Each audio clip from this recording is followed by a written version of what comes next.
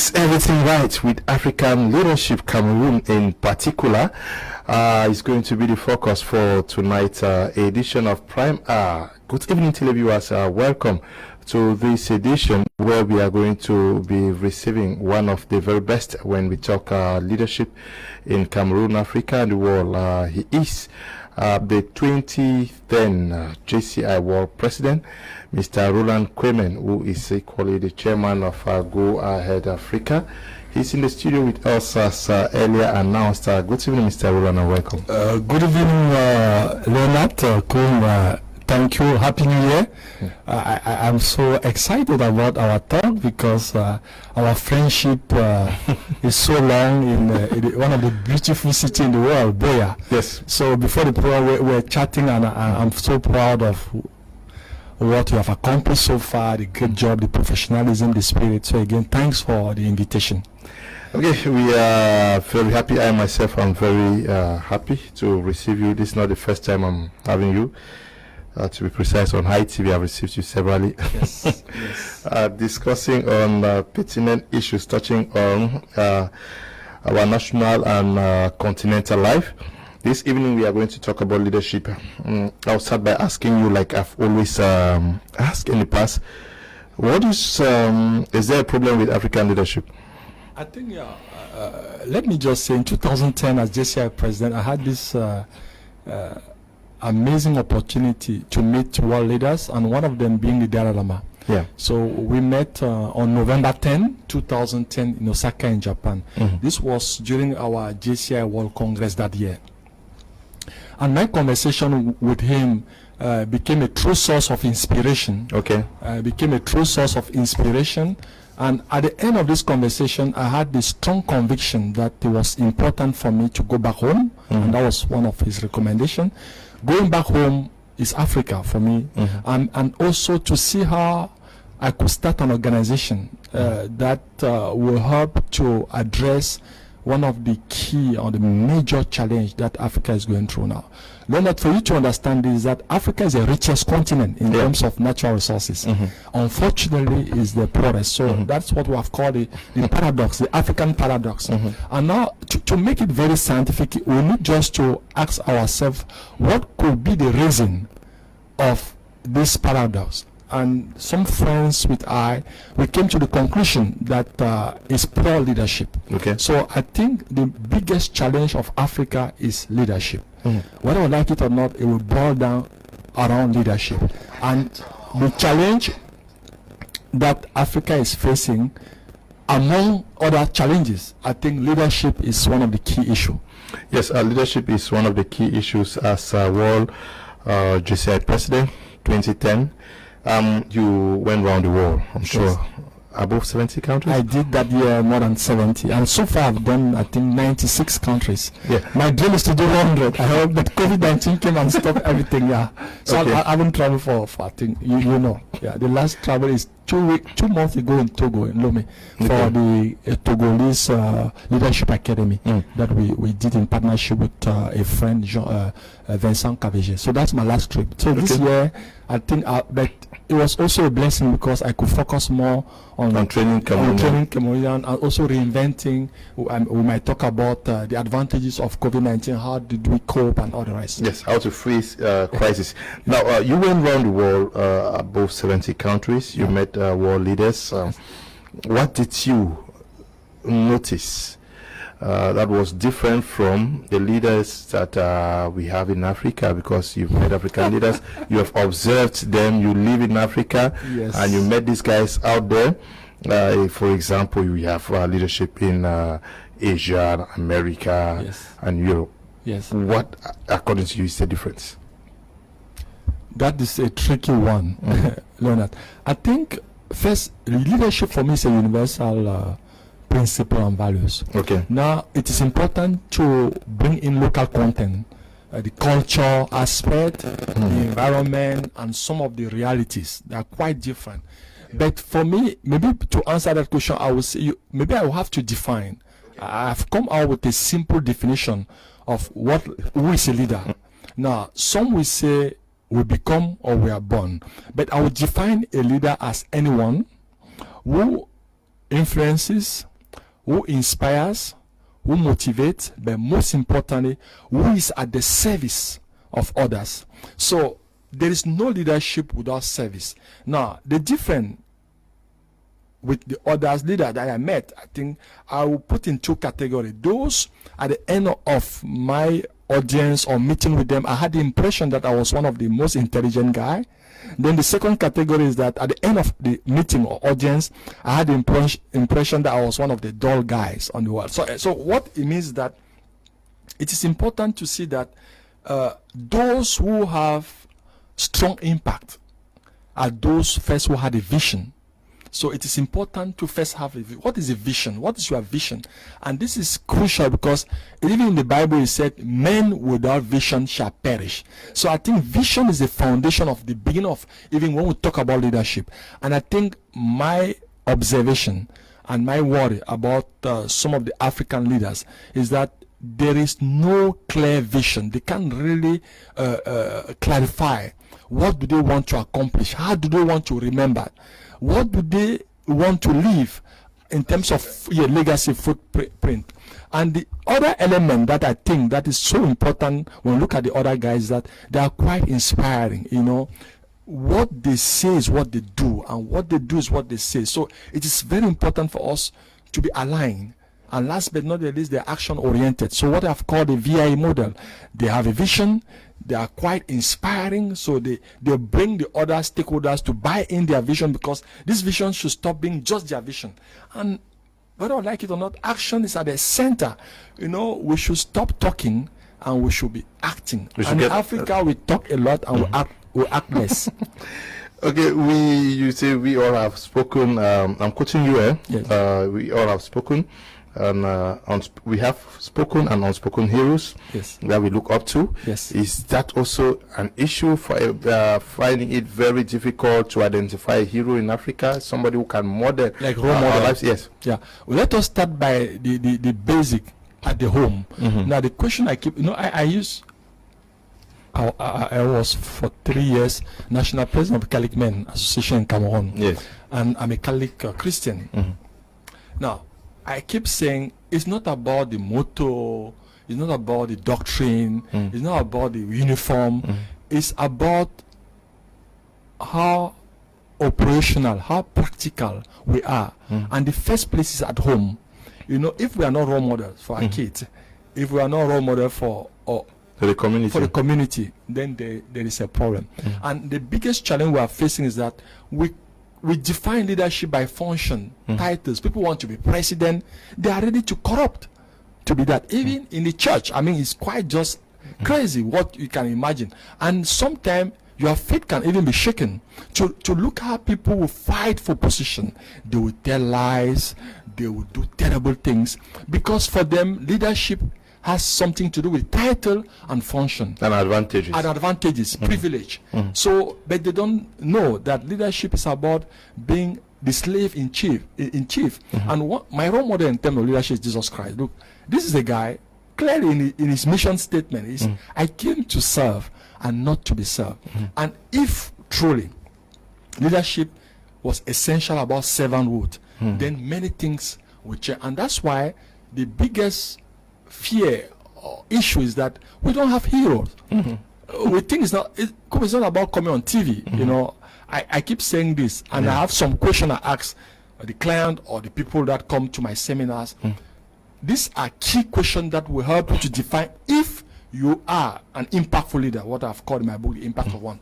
The first question is, what is the last thing you don't want to lose? Because it's about principles. What do you stand for? Number one.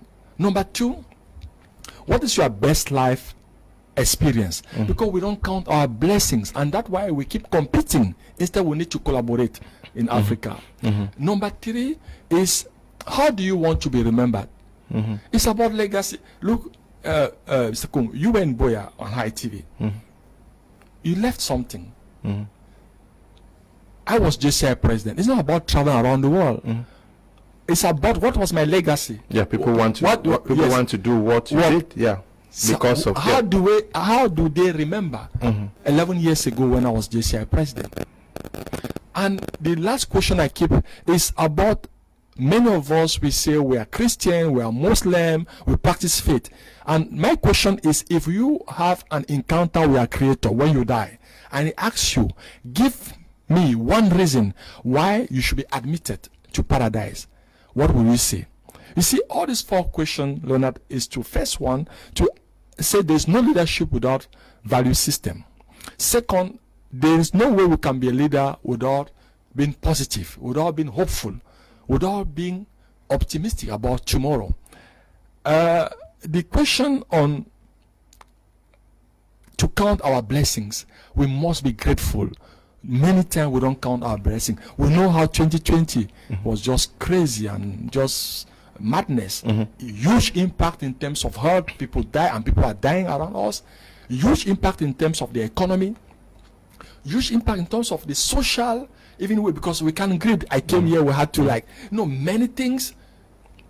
And we, Kuman, you and me were alive. Do you think we did something so special? We have to be grateful. Yeah, we should count our blessings. Talking on role models, are you looking at it from the perspective of a father? Yes. Trying to be conscious of the fact that he's supposed to be the hero, the model of the kids. Yes. And in the family, in the community, everybody should do everything to want to be a hero and a role model to the society. Let me tell you, everything starts in the family. You and me will grow up where our foundation is like a tree. The strength and the power of a tree is not what you are seeing, it's the root. If the root are not strong, the breeze will come and just clear out. And the foundation of our education, home. If I am what I am, I thank my parent, my late father, my amazing mother, that I hope she's following the program. It's about the education at home. We went to school, the degrees, but that is not what will make you who you are. And the foundation are very simple. Teach your kid to say, please, when you need something. Teach your kid to say, I'm sorry, when he does something wrong. And teach your kid to say, thank you. And if you do that, the foundation, and that, who can do that? Parents. And that's why we must be role model of our kid. If you are not a responsible husband, a responsible wife, a responsible parent, then I'm afraid that you may have all titles in the society, that something is wrong. And if the family is not going well, then we're in trouble. And that's why I think where we have failed also in Africa is that we wanted to copy the Western world, and we forgot about our culture. It's like a bat. You know, you are neither a bird and you are neither a rat. So you are nowhere, and you must be somewhere. We are neither Africans, no Europeans. Europeans. In Europe, we are not Europeans, I'm sorry. In Africa, we want to do like Europeans. So I think we need to come back to the fundamentals. And that's, again, the great lesson of my conversation with the Alama. You know, the 3 times that we learn in the primary school, the past, our history, we must know our history. Everything started in Africa, but Africans don't know their history. They focus more on colonialism, maybe with trade négrier in English is slave trade and all the rest, or HIV/AIDS. At least Corona came now to make us to think that we are better and we are strong. Now, the present, if you don't know your past, then you will not understand the current challenge you are facing. And if you don't understand what you are going through now, then there is no way you can protect yourself. So you see, they are linked. We must go back and learn our history.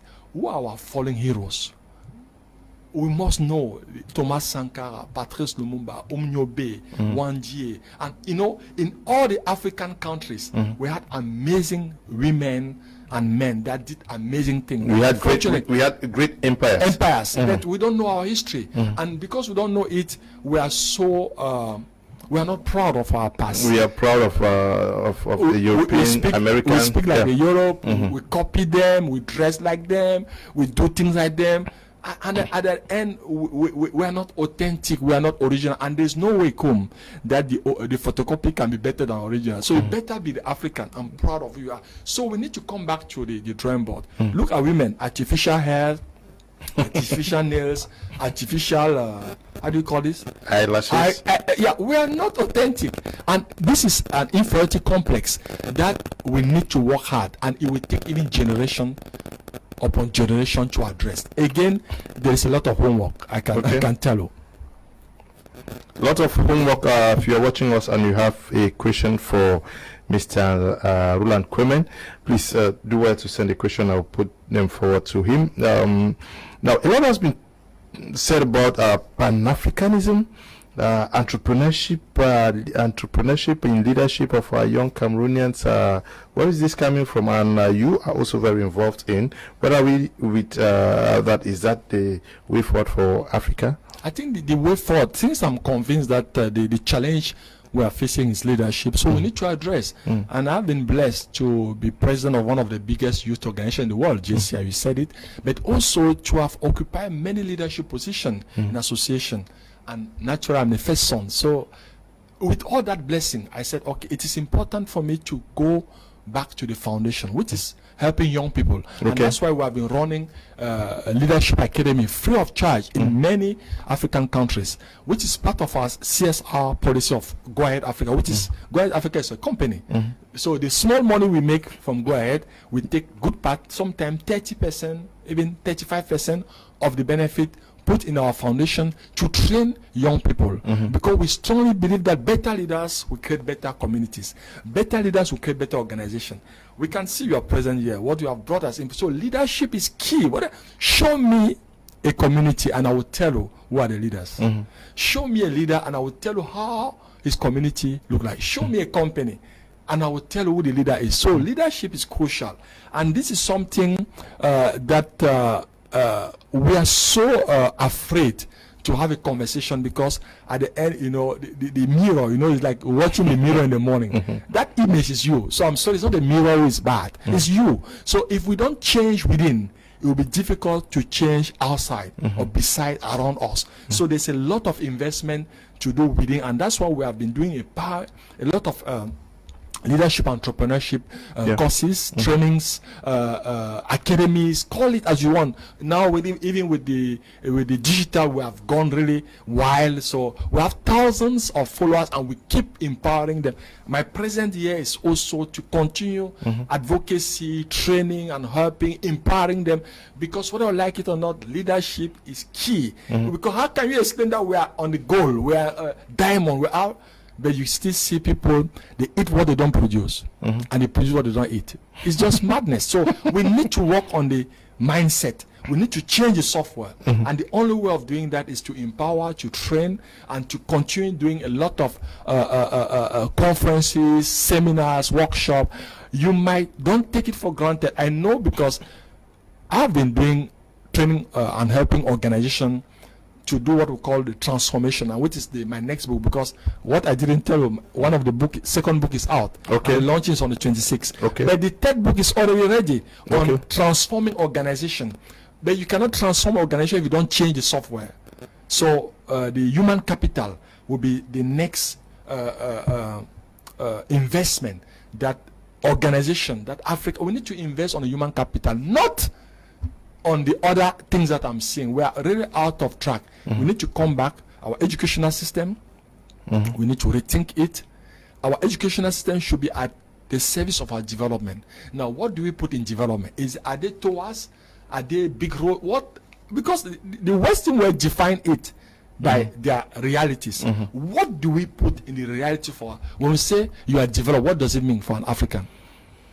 We think of roads, we think of infrastructure. They're forgetting the how about the culture? How about the culture? How about our culture? Look the way you address. Look the food. We saw with COVID-19, things were closed.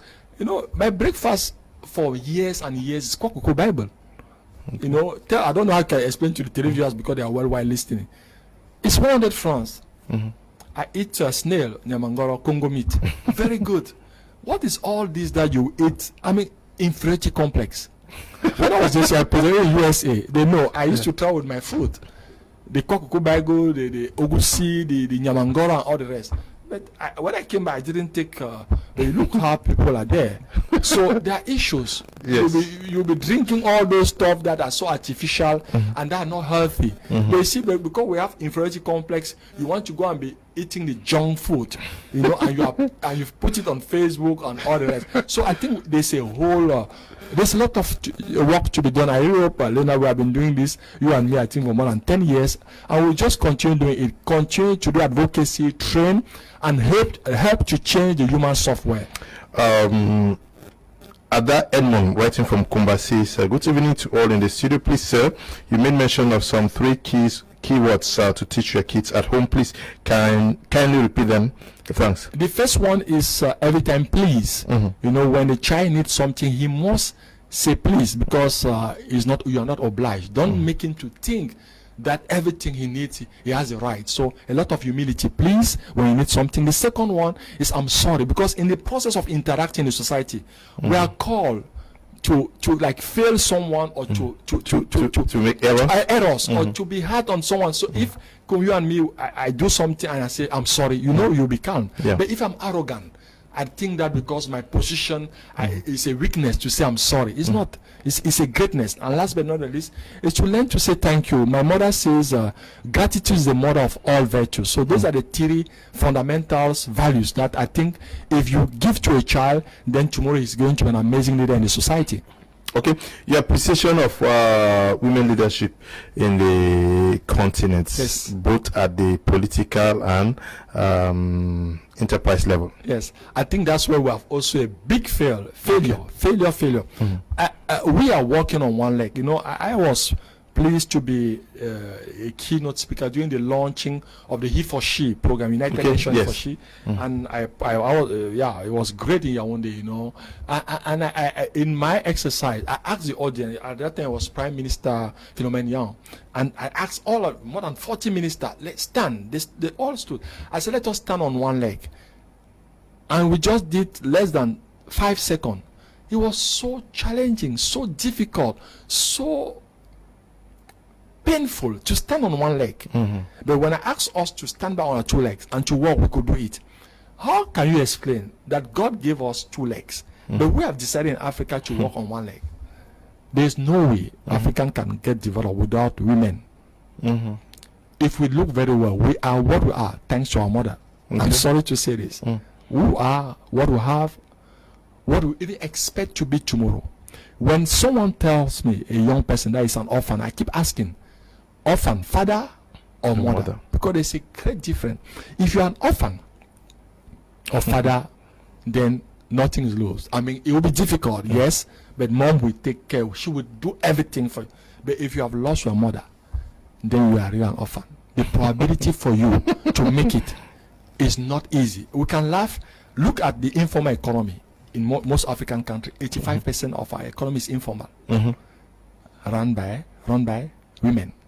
So it is important to give the right position. And President Kamer understood it in Rwanda. Women have an outstanding position, key positions. If you give, look, a woman, give her a sperm, she will produce a human being. Give her 1,000, she will transform. God gave them like that. Why don't we use them? It's a pity. Look, if you look at the level of stealing and thieves in Cameroon, minister, how many are women? I think 1 or 2 in prison. I mean, in terms of position, 40-something. I mean, men. Yeah, the loan minister was in prison. Amana Dama, she left. So now 0. So just to tell you again, so whether I like it or not, it's not about me making promotion of feminism. These are realities. I've asked this question to my classmate. All of us, we are so grateful for what our mothers, they did for us. And if they could do with little, imagine if they were empowered and if they had more responsibility and more opportunities. I think we should rethink our society. And this is a message for many African countries. And the second pillar where we have failed, young people. This is a continent, just madness. Young people are more than the majority. Young people are even the future, not of Africa, of humanity. This is a continent that is youthful. We are talking about innovation, digitalization. Come look the way you are running your program with the team. Young people. But where are they? Where are they? And Rwanda again understood. I'm just giving an example. Look there. More than 108 function of the civil government digitalized. From visa, birth certificate, to driving, everything, toll gate. Who are the guys? They give blood with drone and all the rest. Things that you can't even imagine. Youthfulness is about dynamism. It's about innovation. It's about prosperity. And if the young people are not there to invent, to create, to innovate, to produce, then what are we talking about? Now, before we come to the issue of the young people, let's still talk about our women. But it is true their position has not been given, but the women themselves, have they made sincere efforts to wanting to be empowered? They are making a lot of effort. So please don't even go there. Let's take the case of politics, Mr. Roland. Yes. We have a presidential candidate who is a woman. Yes. Women are the majority. Why not just go for their fellow woman? No, because women don't function like that. Okay. No. You have to give them. No. A woman, your mother, yes. Let us take mom. The way they treated the kid, it was not, they didn't favor the girls. I'm sorry. I mean, what I'm saying, I've observed the society. Mr. Kum, the relationship that you have with your mom, I'm afraid that your sisters might not. I mean, what I'm trying to say, mommy will really invest on the boys, So naturally. The African family. Yes, African family. They would really. So I don't think they are a barrier. I don't think they are a barrier for other women. But what I think is that in their mind, they have this inferiority complex, because for centuries we have made them to understand that they are nobody, and since they are convinced that they are nobody, that's where they have lost the battle. Even within the circle of political parties, yes. They are made animators. Yes, animators. You can see their position and all the rest. And this is something, but because they are not also empowered, we need to invest in the education. Now, but this tendency or the trend which is going to change. Give me 10 years, I'm 50. Okay. Next thing we'll see. It will not be like that. There are more engineers. They are number one in classes. They are doing well. I saw when I was in the board of trustees of CUIB, the position of when the result came out, women had girls. The young girls were first. I saw that at GHS Bokwango. So I think we should just be a bit patient, but the society need also to adjust and support women, and that's where we have failed, because even the society in general have not been very supportive. Now, where maybe the policy could come, because that's where now it takes leaders. I remember in the 80s, for a married woman to travel, she needed authorization from the husband. But the current president Biya did, I think, because my mother was she used to go to Cotonou, and I remember my father would sign every time for her. If she doesn't have authorization marital authorization, she will not travel. It was a true story, and it changed. But it has taken the journey, but too slow. Okay, too slow. So I think it is important that we have more aggressive policy that is going really to promote, not favoring them, because they are good managers. We can see they are good managers. But now in politics, maybe Kawala is like a pioneer. She might be like Martin Luther King. She can start something that she will not see. Luther King fought and Obama became president. So I think we shouldn't give up. And there are a lot of young girls are growing. In the leadership, Cameroon Leadership Academy, I take 50-50. 50 girls and 50 boys. And more the girls are in the beginning, it was so difficult to find the girls that will even come without we had that position. It was difficult, but more and more they're in entrepreneurship. When I look at the Made in Cameroon landscape, Rosette Fiena or advised to take her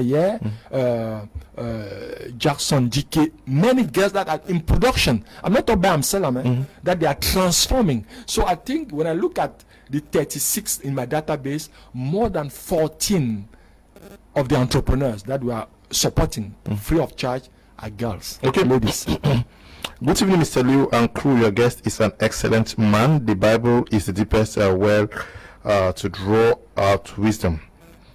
When you read daily wisdom books like Proverbs, Psalms, and Ecclesiastes, what he just shared, we call it golden words, like I am sorry, please, thanks, excuse me, please.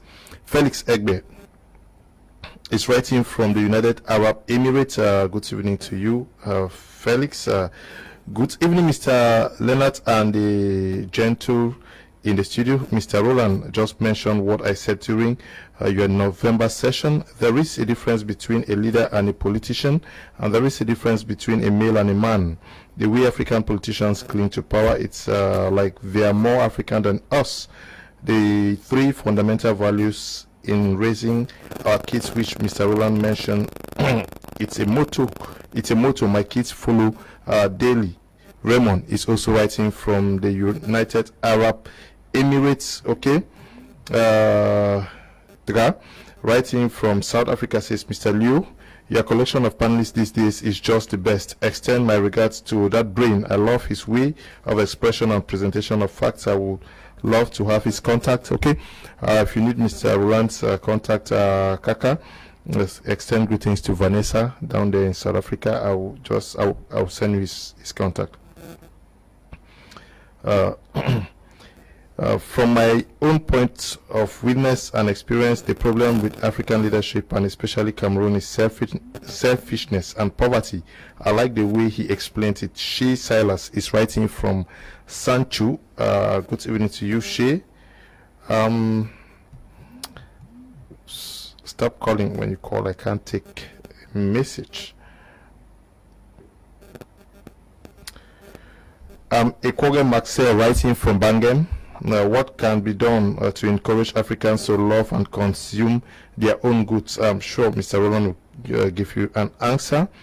This one says, good evening, sir. I am so impressed with the presentation. I wish that it be rebroadcast so that some of our leaders can follow. How can I personally have a copy of the presentation? Kwati Simon is writing from Bamenda. There's going to be a rebroadcast of this program tomorrow, 1 p.m. So if you can follow, you follow. But if not, you can go to our Facebook page, My Media Prime Facebook page. It is live as we speak on our Facebook page. Mr. Roland. Yes. I don't know whether you have an answer for some. Yes, our friends spoke about consuming African. Yeah, I think first it should start by the leadership. I said it in one of during the International African Day, when African OAU was created, and UBA gave me that opportunity to be part of a great panel. And I said it is important for us to consume local food, drink local, dress local, speak local, travel local, leisure local. I'm serious when I'm saying this. What does it mean? Mr. Kmer, I've done the world, but I know my country. I've done the 10 region. I've done 49 African countries. Département. Okay, 52. Yeah, département. Yeah, okay, you have done 49 of the 52. Yeah, yes, 52. Yes, and I've done the 10 region many times. JCI national president. Also my business at Camer, where we're installing computer labs, more than 80 all over Cameroon. Also when I was national president of CMA, even there was some president. But so again, you must know your country. It's not just about the world. And for the past few years, I've decided to support local tailors, young people that are doing some, and that's it. So it is important that leadership start to support, and we saw it in Cote d'Ivoire when President Gbagbo came, that under his leadership, the transformation of this dress, because it was when they said the head of that everything we saw in Nigeria since more than, I think Nigeria stopped importing what we call okrika since I think the 80s. They don't, and that's why even TV hosts look the way they dress, and it has boosted the industry, fashion industry. Amazing. When I go to Nigeria, it takes some time, 4-5 days for me to have a dress. Because I have my guy there. There are more than 4 tailors that will do my stuff.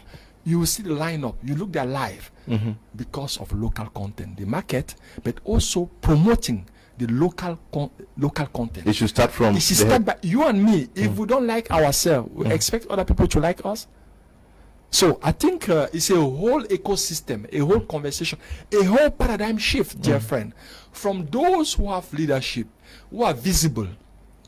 The way you dress and presenting a program like this, send a message to the young people, to those who are a role model. They were like, okay, they want to identify with Mr. Kum. And it was done by a local. And this is the way to encourage. If we don't consume what we produce, then we're in trouble. So think again about it. Okay, I'm sure you got the answer. It means that you wrote from Sancho, I'm sure.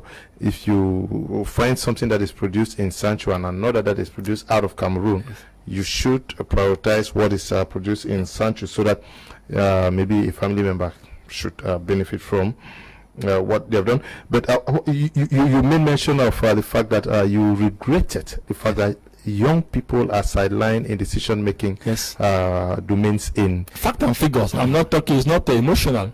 Yes, take the statistics. You know, in my country, when they appoint someone 60-year-old, they say, young man, I'm 50. Could you call me a young person? You know, if you do that, it's an insult. Yes.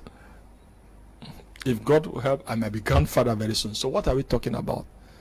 So think again about it. I think we should be very serious on that. Yes, but should it become a matter of policy, or the young people themselves they're more interested in decision-making instances? For example, let's look at the political sphere. Those that are used to, at times, steal ballot boxes are the young people. Those that are given 2,000 francs and 1,000 francs to engage in funny practices are the young people. Look, Leonard, you have decided to look at the wrong young people, but there are some amazing young people. Okay. You have been in my academy. You have covered it in Ombe for many years. Yes. They're wonderful guys. So what are we talking? This country or Africa, I saw in Togo, I saw in Cote d'Ivoire, the academy in Mali, where I run the academy. Look, my continent's blessed with in Rwanda, so I don't want to follow you there. So let us also talk about outstanding young people, and they are that are inventing, creating, they are startup, are having challenges, not easy for them. So if the ecosystem do not provide the conducive environment that can make to explore, to become, I mean, what are we talking about? So does it have a direct relationship to the type of leadership you talked about at the beginning of? It boils down leadership. About vision. You talked about vision. Impactful leadership. Yes. I talk about vision. What is the vision? If we decide, let me give another. When I was JCI president, the president of my country gave me an amazing gift, diplomatic passport. You know that, because you know the story. Yeah. And I saw how challenging it was, even with that passport, to travel within Africa. Visas. Now, when I met some of the president, my conversation and my advocacy in 2010, because many African countries were celebrating their 50th anniversary of independence. Yeah. And I told them, please, what is this issue of visas for African in Africa? Let us stop it. Some of the presidents started in Rwanda, when you had Benin that Talon have done, you have Senegal, and but slow. You know, imagine that we say no visa for Africans in Africa. It has been demonstrated by economic experts and development experts that the growth, and it's not even lie, because the human capital is the most powerful.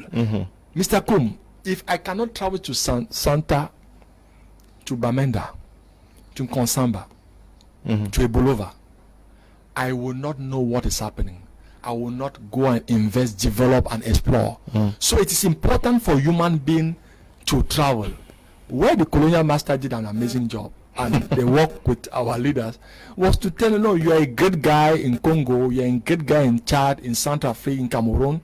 And we started focusing on the division. What divides us became so powerful. What I'm trying to say, if people don't travel, if there's no movement of people, there's no development. And that's why it is crucial that this issue of visas, you look Nigerian Cameroon since the 70s, no visa. And it has been a boost, and it can even go fast. So it's about vision. We'll boil down on it. What is the vision? If we decide the Africans have a vision that there will be no visa, there's a vision. If they decide that, okay, my vision is that more 30% of young people here, 40% of women, it's about vision. That's it. The history of humanity shaped by men and women that had a vision. It's about vision. Okay, it's about vision. Impactful leadership is synonymous to seven leadership. It's about 7 leadership, but I wanted to create a brand. That's why I create Impactful, because the title of my Facebook is The Impact of One. And based on that, everything came about, and that's why I created the Impactful Leadership. So it's a leadership that is about having a vision. It's about inspiring the stakeholders to buy in your vision. It's about being at the service of others, but most important, it's also about leaving a legacy. So every time you have a position, come as you are here, you must start to think, when I will not be here, how do I want to be remembered? It's about vision. Okay. But you are talking about, you are also doing advocacy for the young people in Cameroon and Africa. Yes. But there is also something I've noticed you talk about, the spirit of volunteerism. Yes. Yeah. That is because we have seen that young people graduate, and it's just crazy. And now this is the first time I'll be hard on them, because you might be like, hey, Roland is just supporting young people, and they will be happy home. Yes, you see, Mr. Roland said, don't get me wrong. You have young people, they graduate from the university, they have like a bachelor in physics or in chemistry, in mathematics, and they're at home watching TV, complaining, what I've called the ABC in my book. They accuse, they blame, and they complain, which is sad, because you cannot be an impactful leader if you don't kill the syndrome. You should stop accusing, you stop blaming, and stop complaining. That's the beginning of the journey. But now they will tell you they are not having a job, they can't do. And then I said, no, you have a degree in math. You can decide that I will volunteer and I will be teaching young people in my community, some orphan in mathematics. You graduated from UB, GMC, journalism, but there's no job. You can decide to go to a community and run some program. What I'm trying to say, you have the energy, you have your health, you have the competency, you have the skills. Please take this and put it at the service of a cause, of a community. It's a learning by doing process. And by doing that, because working is not just about money, it's about being useful to your community. And volunteerism is something, I know when you were in Boya, all what they did, people might see Mr. Kum now on Prime, but it's a whole one. So, and sometimes it was not for money. Yeah. I remember there were possibilities of you working on some, and I told, look, continue. You are passionate about what you are doing. Do what you do with love. If not, love what you do. You must be passionate about what you do.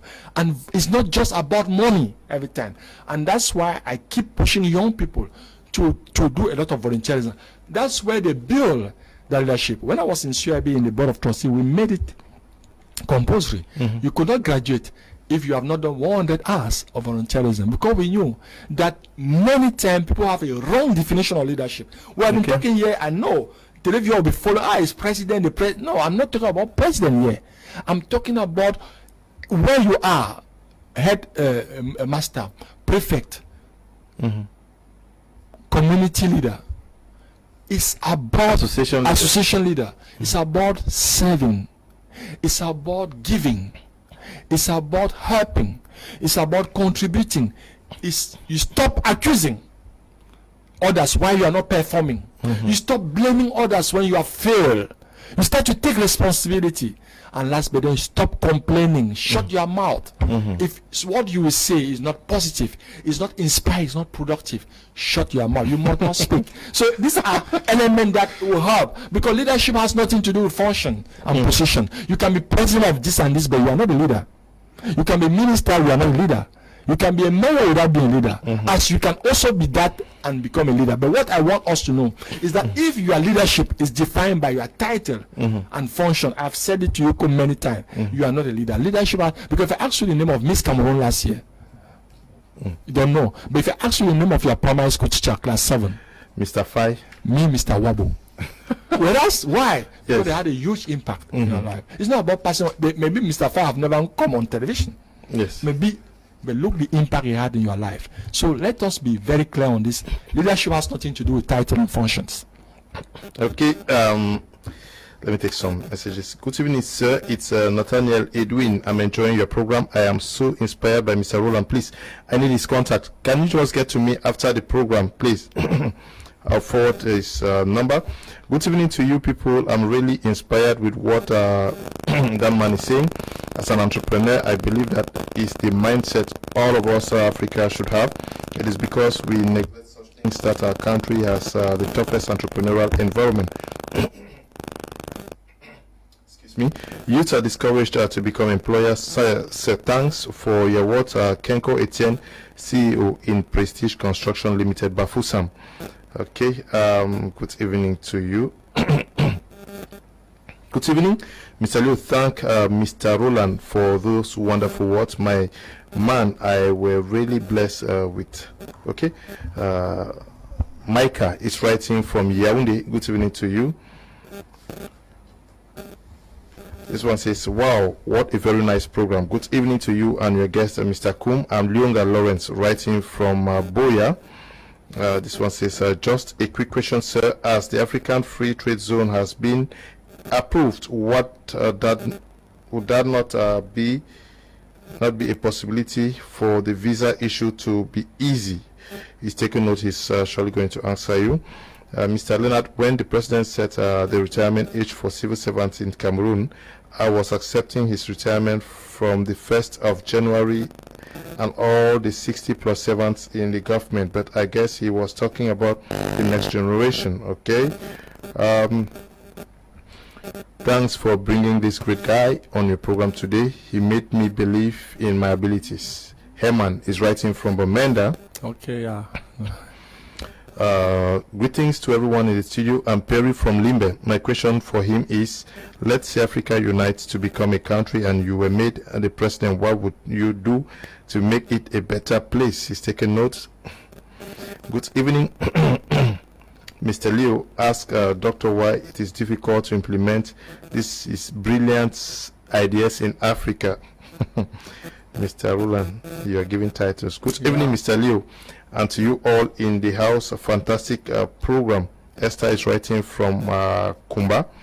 Good evening, Mr. Leo. Thanks for the great man in the panel. He is full of wisdom.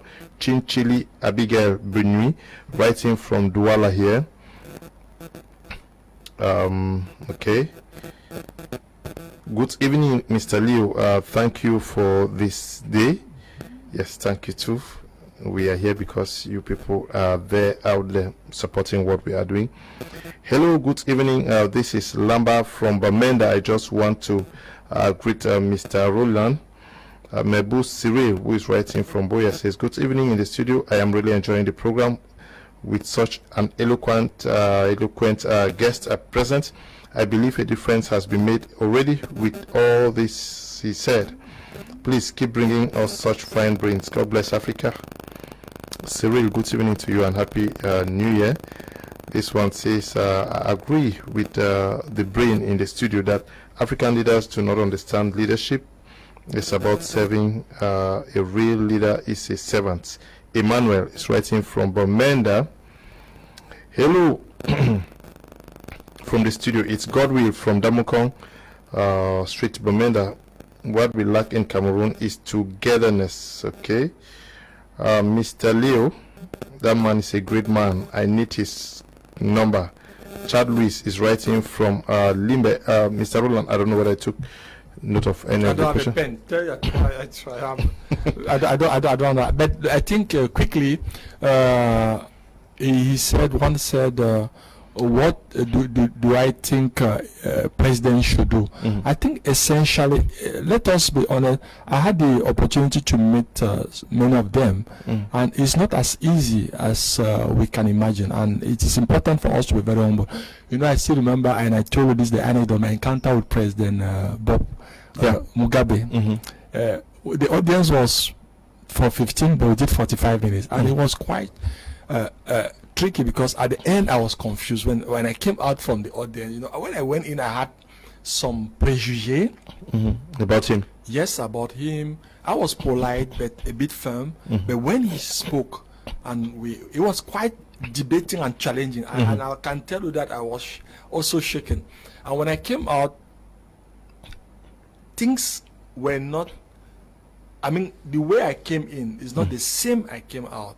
Now, because he tried to also Explain some of the facts, and ask him if I was him in his shoes. Yeah, what would I do? So I think again, but what we lack the current leadership is a lot of courage. What I've called managerial courage. You know, my dream for them is that they should know that, for instance, for those who are president, 3 people will judge them. History will judge them. The population, in some extent, and their creator. So it is important for me, and the biggest judge for me is history. Okay. And where again they should think again about, when I look at the corporate organization that are my client, and you can imagine big client that I have. I keep telling them, and we're at the beginning of the year, self-assessment projection, 3 goals, not 4. 3 goals that you want to achieve during the year. What are the 3 goals? I will not give them because of the client, but 3. I will tell the GM, pas plus de 3 goals. And when we have those goals now, we come now with action steps. Concretely, how are we going to, what are the strategy? What are the tactics? Then now we come, what are the deadlines? Those goals. For a president will be 5 years, because their mandate are 5 years, many of them. For a company, probably some of the CEOs, they know that they are 3 years. The big organizations, it can be twice, but it's not more. So it's 3 times. And you will see also that the other element is to know who does what. Okay. What are the human capabilities? Now, when you look very clearly in Africa, you will see that we have compromised a lot. Okay. You are somewhere, you put all your family members, which is, you might put them, but put those who are extremely competent. Are they competent? Now, when the recruitment is essentially done based on favoritism, you see that this guy that joined the organization on that basic, you know, he will destroy the organization, because he knows where his power comes from. He will not respect his immediate boss. You will see some of the leaders, family all over, put him at digital director or transformation director or marketing. This guy cannot even make a marketing strategy, but he's there, the marketing boss. There's nothing as horrible to have a leader that is incompetent. It means that you are here leading your team, and they all know that you are not good. That's the worst thing that can happen to you.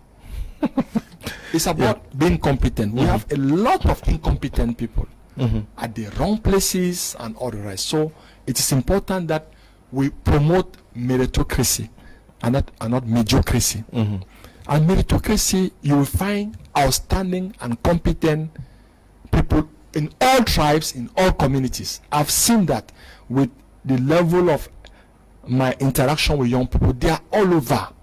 Great. But if we give them, and I'm an example of having a concours in my country, my father was nobody, but concours dans le centre universitaire de Douala, marketing, j'étais major, I was first. My father never even knew the president. So it's possible. I did all my education in government, lycée bilingue de Boya, lycée technique de Douala Koumassi, centre universitaire de Douala. Scholarship, they paid me to go to school. In our first year in marketing, we were 17 in a class, A condition. And we had 35,000 every month. Tell me how you will not make it in life. So it's not that we were very intelligent, and the environment was quite conducive, favorable. Then also you knew that if you work hard, your father could be a 1V police, or your mother perform this, and that a national concours you'll be first, and you are first.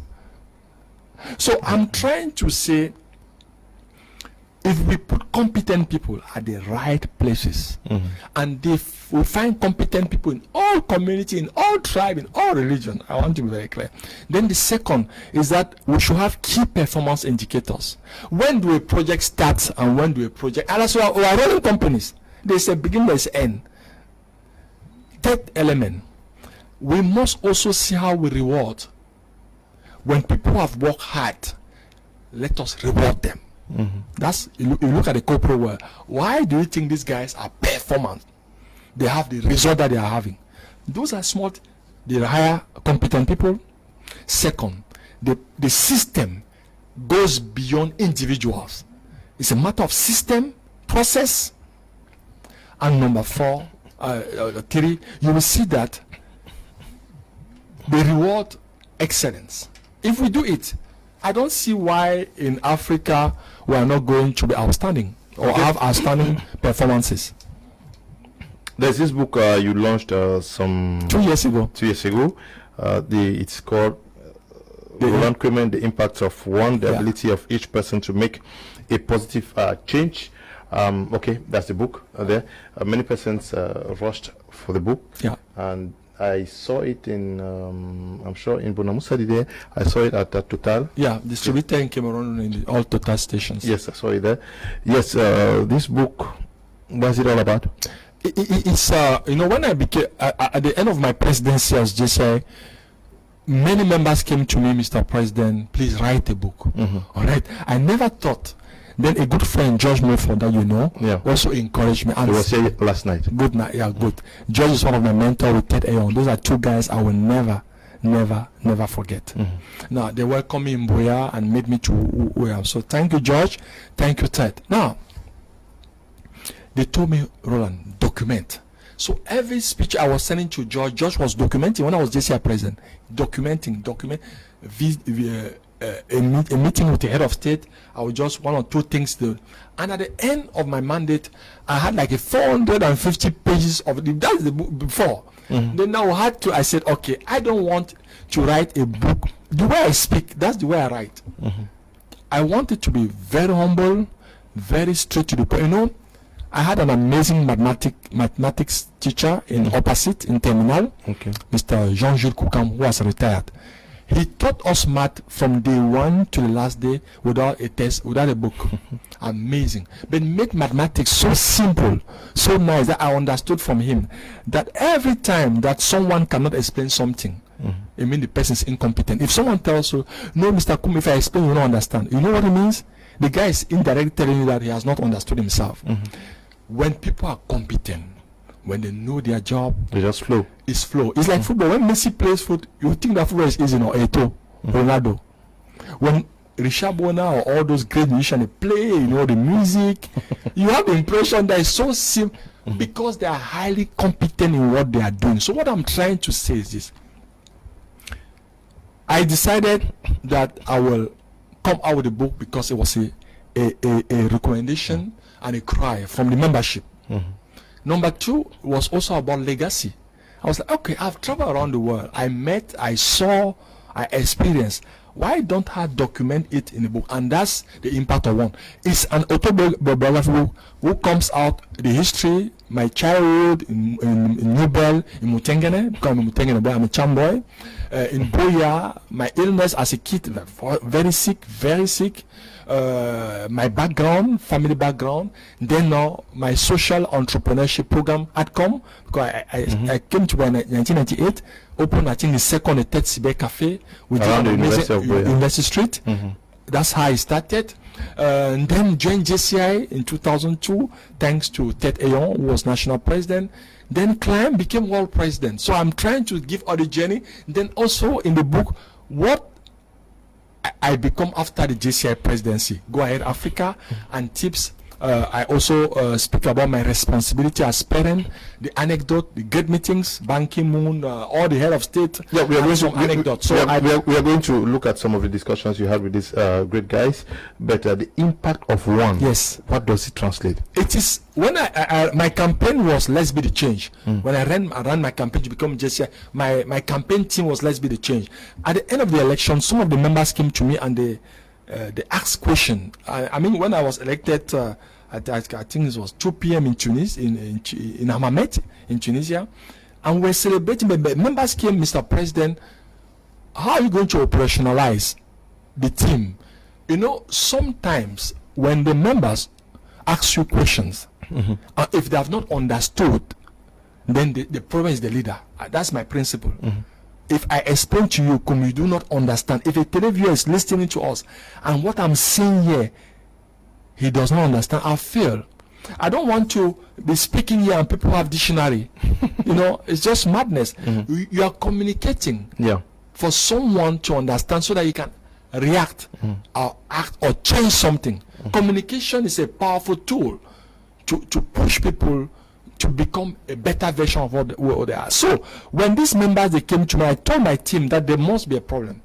They are asking me questions about, and we are not answering, so I was not really happy. And I told them, hey guys, any suggestion? The members told me, Mr. President-elect, you used the word impact a lot during your campaign, and had 3 goals. I mean, that's not the goal of our conversation. Now, when we brainstorm back, because don't forget, you are elected, and 1 month, December 11, you go to the headquarters in St. Louis, Missouri, for the handover. When I went to the handover, I told the headquarters team, the staff, because JCI is the world organization in more than 100 countries, the national organizations, and the local organizations. But we have staff, I mean permanent staff, because members are volunteers. The board of directors are volunteers. Now, I told the headquarters staff that I would change my team. They were like, Mr. President. I said, I'm going to change. Normally, my campaign was, let's be the change. No, what I wasn't, that was even in Tunisia. I said, they said what? I said, the impact of one. What is the impact of one? I explained, is the ability of each and every one of us to create positive. Now, for you to understand, in 2010, JCI lose more than 80% of sponsorship. Don't forget, 2008 financial crisis, 2009 economic crisis, so we are losing sponsorship. I needed to lead by example. The first decision was that I would touch my budget. The budget of the JCI president at that time in terms of travel is $500,000. We brought it to $250,000. The JCI president should travel in business. I did all my travels in economic. I'm talking about the bylaws, which is sometimes 10 hours flight, 12-hour flight. I use my miles to upgrade. I had miles. Every time I travel in business was the mile, not the money of the organization. I left in the coffer $50,000 of my budget again. Leading by example, thanks to my mother, who told my son, now that you have become this president, I don't even understand what is all this, please do not touch the money. What she was telling me, don't steal. People were surprised when I came back. You were in Boya with me. When I managed millions of dollars, but I came back poorer than I left. You are a weakness. You saw in Boya, you can say it. So why did I keep the money? I never touched the money because it's a matter of legacy.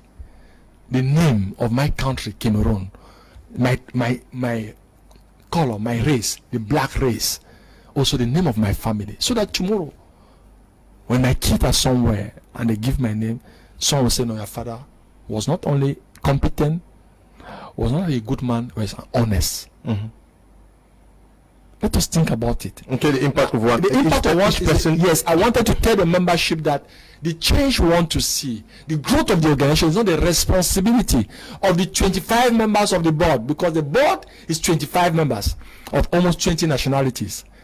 It's not the board. It's not even in the 125 national president or the 6,000 local president. It's about the 200,000 active members or the 13 million past members.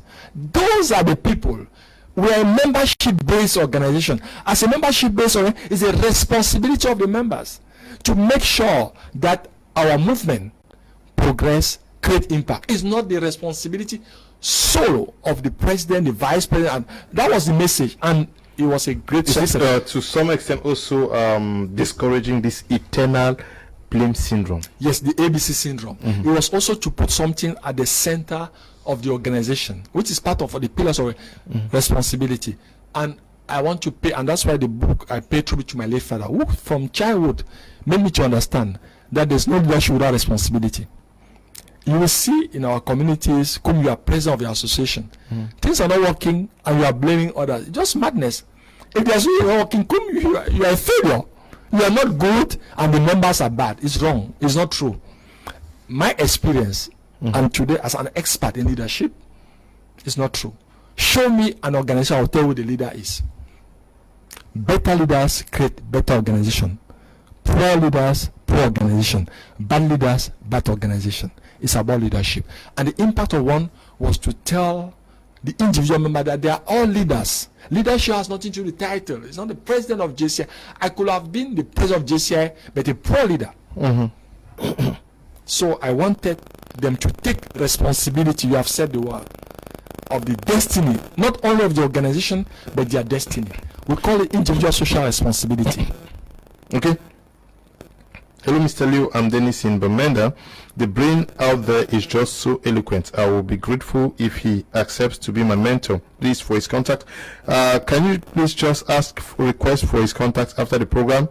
Write to this number, WhatsApp. I'll forward the number to you. Leadership 4 keys to contribute, to be fulfilled, to be responsible, and to a lesser extent to earn a living. Emmanuel, writing from Alakuma in Bamenda. I love it, especially when you talk with statistics, facts that speak and challenge and make your ideas compelling. Father Eric Gami, writing. I know Father. Okay, from Tombe. Yeah. Okay. Good evening, Mr. Leo, and your guest in the studio. Can someone advise the Cameroon government to use Mr. Roland to change this country? Mr. Anthony is writing from Yaoundé. Thank you, Mr. Kum, for Mr. Roland. DNC Peter is writing from Boya. Good evening, Mr. Leo and Dr. Roli. I respect you. Please, I want to find out from Doctor what is the relationship between the force and leadership. Where does force come in as far as our leadership is concerned? Now, force leadership, they backward now. So, Rodrigue Wanyu is writing from Amanda. Okay, Eve writing from Douala, yes, says, hello, Mr. Leo. I heard you guys at the studio. Please tell Mr. Roland I need his number. Thanks. I should tell him he needs his number. Just request for his number, please. At the end of the program, I will forward it to you. Good evening, Mr. Leo. I'm for writing from Chang. I love your program. Please help me ask Mr. Roland that can there be a possibility in the creation of a United States of Africa, and what are those key elements in Africa leadership that must be present that leaders can use to achieve their above view to build a united sustainable Africa. Good evening, Mr. Kuhn. How about the free trade zone? I'm sure that is a third person talking about that. Good evening, sir. My name is Mr. John Thomas from Amphi. Mr. Liu, as the president has increased the retirement age for civil servants to 60 years, he should as well increase the employment age of youths to 38 years. Thanks, okay. Good evening, Mr. Leo. And the great panelist, Mr. Roland, is endowed and very loaded. Cameroon is blessed to have you. Samuel is writing from Limbe. Good evening, Mr. Leo. I enjoy the program. Doctor, come with more teaching programs to our youth. Let us go in for more practical education to get productive and not talking leaders. Jonah is writing from Bamenda. Good evening, Mr. Leo Natkum. Special greetings to Mr. Roland Kmer in the studio. When I heard his name as the guest speaker, I immediately stopped what I was doing in order to listen to him. I also watched him with a lot of joy when he was elected in 2010 as the world president of JCI. He is my role model. We need people like you to change the minds of young Cameroonians. Mrs. Ngale Patience, writing from Limbe. Good evening to you, madam. Maybe you have some. No, it's okay. I took note. I think most of them want the contact. You will give my contact. The feedback are quite encouraging and kind. Okay. And I think the credit go to you because you have the program. So we are just instrument at the service of our creator. Okay. Going through this book, I read how you went to school, your first employment with AAA. Yes. You were transferred to Equatorial Guinea, yes, where you worked for 3 years. 2 years. 2 years. Yeah, almost 3 years. Yeah. You abandoned Yes, I because you resigned. thought that there was need to create your own company. Yes. And you think that you know that people with vision would people without vision will spend all of the time working for others, and you say no one gets rich working for the other. True. I know. I think I couldn't be saying entrepreneurship is good. Then you don't see me being an entrepreneur. I've been in this journey since 22 years that I'm an entrepreneur. It has not been easy. There are some days that things are really tough. You have challenges with taxation sometimes. You have sometimes the bills are not paid. You have sometimes the strategy is not good. You have the competition. Sometimes even at home, even the parent will not understand why you are not working in all this big company. Why should you resign? But it's very important. I keep saying, when there is the vision, there will be provision. Especially when the vision is a divine, when it is inspired by God. And this is, I quickly understood that it was important for me to become an entrepreneur, not to get rich. That's why I keep asking the question. Young people that come to me, and many said they want me to be the mentor, I will ask them a lot of questions. Why? And for me, this is why. Why do you want to become a journalist? Why do you want to become an entrepreneur? Why? If you don't answer that why, then we have an issue. Because the why will give now a meaning and purpose to many things.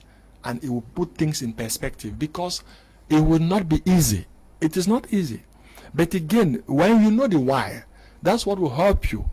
No matter what I've called in my book, the 5 Gs, that will help you to be successful. The first G is the desire. You must have that desire to make it. If you want to be an entrepreneur, if you want to be a journalist, you must have that desire, that burning desire. That's the first D. The second D is the decision to implement that desire. Quickly, action. Action will speak louder than word. The men and women that we are celebrating are all action oriented. That's the second D. The third D is discipline, and this is where we fail. Many African young people will fail here because we have the tendency to celebrate, to spend. We don't have that discipline. You think you are the boss, you come late. You think you are the boss, you can hire who you want. You think you are the boss, you don't have discipline in terms of mastery. You date your staff. You do many wrong things that you shouldn't do, that will create a huge disorder in the organization. The fourth D is the dedication. You must be passionate about what you are doing. You must. It's a must. And the last D is the fifth D is determination. No matter what, you should not give up. I said it, and we saw with COVID-19, never give up. Giving up is not even an option. So those are some of the key elements that have been helping me, and that's why I became an entrepreneur. And we cannot promote entrepreneurship if yourself you are not. It will be like saying what you are not doing, or doing what you're doing what you are not saying. So you are not walking the talk. Yeah, it's very important to be aligned, and I think I can only promote and encourage young people to become entrepreneurs, because entrepreneurs are those who are going to transform Africa. Okay. If everybody's asking for your contact, good evening, sir. It's Nathaniel Edwin. I'm enjoying your program. I'm so inspired by Mr. Roland. I need his contact. Get to me after the program. Good evening, sir. Thank you for this amazing program. I'm Gael Njukam from Yaoundé. I'm highly impacted by your words, Mr. Roland. Please, I would like to know, how can women be empowered to be leaders, especially in this world where they are marginalized? Thank you. Mr. Roland, let people do more of capacity building after graduation. Voluntary work is a tricky term to be used for a graduate or professional, especially in our environment. Okay, Felix Egbe. Hello, Mr. Liu. Thanks for this evening, and thanks to the man beside you. He really made me believe, in my abilities as a woman. It's Prudence writing from Boya. Okay. Mr. Tabufo says this is great, Mr. Liu. Mr. Roland is a great resource person. We appreciate him so much, Mr. Liu. Your choice of resource persons are indeed great ones. May God keep this program alive always. Tabufo Israel is writing from Bomenda. Hello, Mr. Liu. Please ask Mr. Roland what are the key areas of opportunity to capitalize on Africa's development. Okay. Is Sally writing from Germany? Please, okay, Sally from Germany. It's gotten. Good evening, Mr. Leo. Thank you for this life transforming program. Please, can I have the contact of your guest, and how can one be part of his training program? Cyril is writing from Bojongo. Good evening, Cyril. Good evening. Wow, so inspirational. Thank you for awesome show. I truly like the idea about the no visa in Africa and using your skills you have acquired to volunteer in structures that truly need it. Serving humanity is just what is needed. Regards and blessings. Vanessa Amaze, writing from South Africa. Good evening, Mr. Liam Stanley, Chair, writing from Yaoundé. Thanks for the program, very rich and inspiring. We need people like him in Africa. Hello, Mr. Leo. Good evening. Thank you for the man you have on board today. I love his educative advice that he gives to the young Africans. May God bless him and give him long life. Ndam is writing from Douala. Sir, please, for that man's contact, he's really making me realize my dreams now. I need more knowledge from Mr. Roland, please. Thanks. Sorry for writing double. It's because I got double inspiration. That's a good one. Okay. Hello, Mr. Leo. Mr. Roland is as wise as Dr. Nick. We need them. I am Kadiri, writing from Cyprus in Cyprus or in Greece, I don't know. Yeah. Hello, good evening, sir. If we don't change our educational system towards agriculture, we will never solve the problem of unemployment in Africa, because agriculture is the backbone of Africa. Pilo is writing from Kumba. Good evening, Mr. Liu. I'm called Ngala Suzanne, writing from Damas in Yaoundé. Students from the Advanced School of Mass Communication. Wow, I greet you, Mr. Roland. You just made my evening. I would love to ask a question. As a young girl, how can I be part of this great initiative?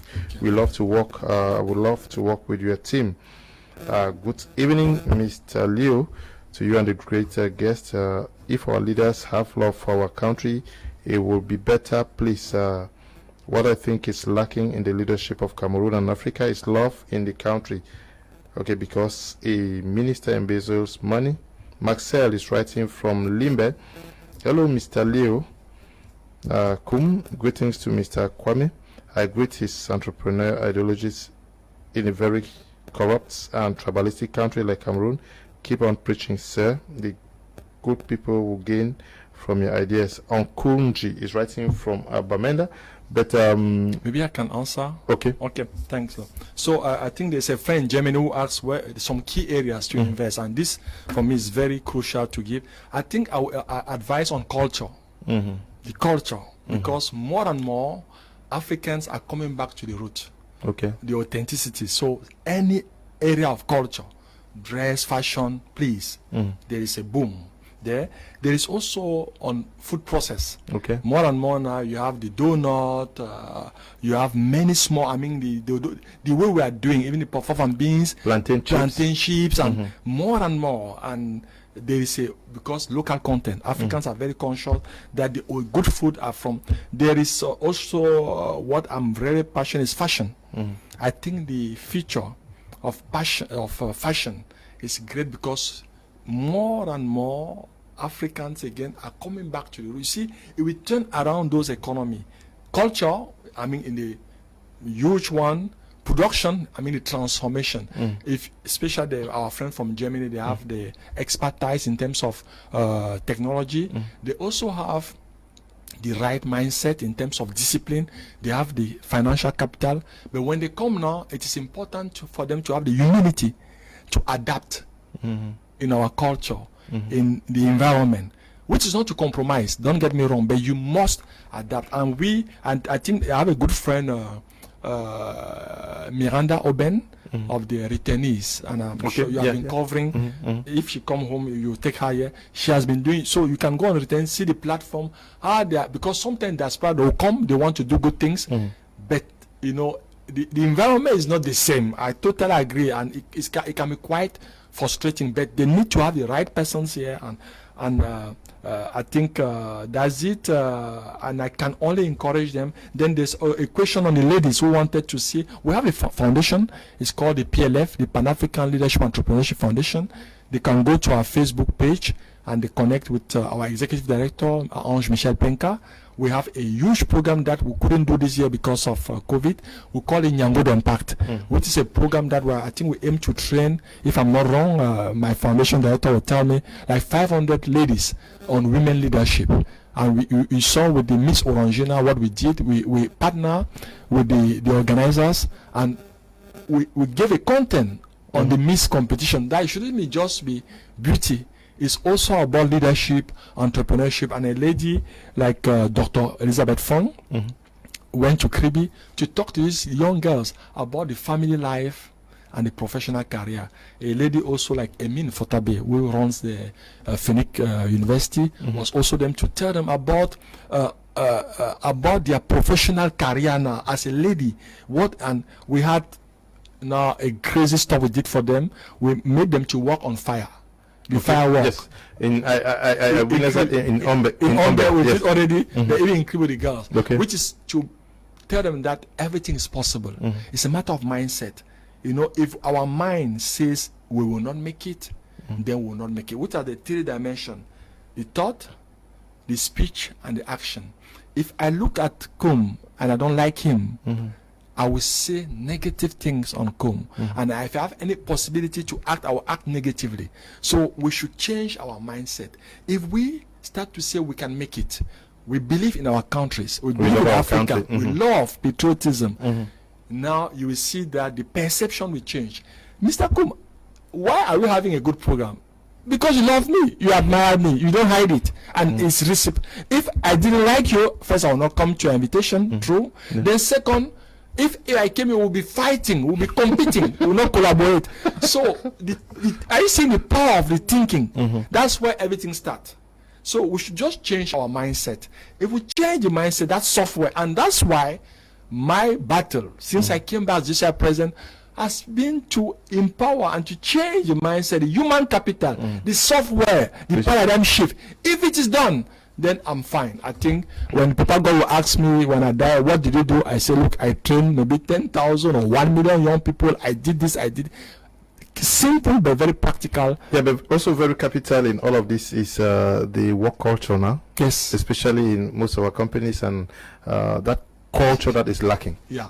In Cameroonians and Africans. I agree. The culture, and now, you know, between the strategy and culture is so tough than even the strategy. Bring the greatest guy.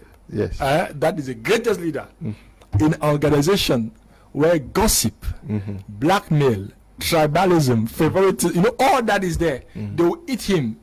So, again, I totally agree. I don't want to be very pessimistic to say it will take Jesus to come back so that things will change. No, I think it will take human beings. Yeah, but it's just education now. It's education. That's why it's a long generational. We might not see the result. You know, Luther King had a dream. Fought. Did not see it. Moses did not see the promised land. But the promised land. So I think you should do your part as you have been doing, Kum, amazingly. Just do it. You see the feedback from the guest, the type of guest. What a type of conversation we should have in this program.